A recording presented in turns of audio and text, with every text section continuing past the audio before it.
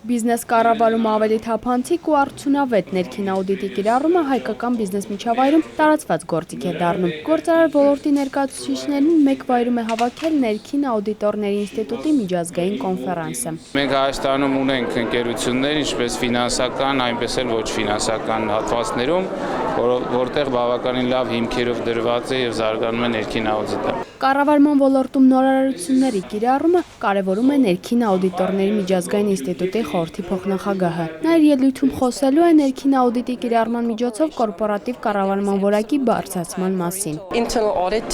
Մասնավոր կամ պետական ընկերության համար ներքին աուդիտը կարևոր է կառավարման մոդելը, էթիկան բարելավելու, թափանցիկ դարձնելու համար։ Այն հնարավորություն է տալիս խուսափել ռիսկերից։ Իր ընկերության կորպորատիվ կառավարման մեջ ներքին աուդիտի դերը կարևորում է Vivassal MTS-ի գլխավոր տնօրենը։ Ռայլ Ֆիրիկյանի խոսքով մրցակցային բիզնես միջավայրում անհրաժեշտ է կիրառել ներքին աուդիտը ընկերության խնդիրները բացահայտելու համար։ Ներքին աուդիտը միշտ հաշվի է առնում, կամ այնտեղ խաղում է ոնց որ ինքը ներքին բժիշկ է, բացահայտում է կամ նախորոք բացահայտում է այն ռիսկերը, այն խնդիրները կամ այն հիվանդությունները,